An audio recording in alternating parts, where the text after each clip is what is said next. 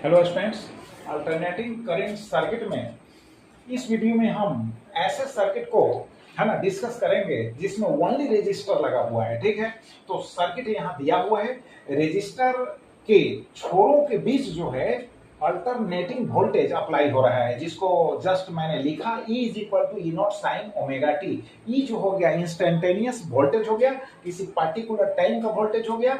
ई not जो हो गया पीक वैल्यू ऑफ वोल्टेज हो गया, यानी मैक्सिमम वैल्यू ऑफ वोल्टेज हो गया। ठीक है, ओमेगा एंगुलर फ्रीक्वेंसी है, ये तो आपको पता ही है। अब देखो I is equal to I naught sine omega t. ठीक है, तो आई नॉट क्या हो गया, पीक वैल्यू ऑफ करंट हो गया, एंड आई जो हो गया इंस्टेंटेनियस वैल्यू ऑफ करंट हुआ, किसी पर्टिकुलर टाइम का करंट हो गया।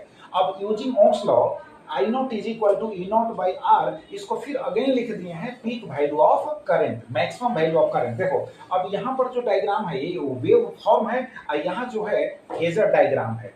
तो वेव फॉर्म में आप देख रहे हो कि पर्टिकुलर टाइम पर एक ही समय पर दोनों का पीक वैल्यू प्राप्त होता है, और एक ही समय पर दोनों का है ना जीरो वैल्यू भी प्राप्त होता है। इसका मतलब है कि इस पॉइंट पर जो है दोनों का वैल्यू जीरो हो जाता है, वोल्टेज भी जीरो एंड करंट भी जीरो। अब फिर रिवर्स ऑर्डर में उसी तरह से जो है वोल्टेज एंड करंट जो है ना क्या होता है, फ्लो होता है। क्लियर?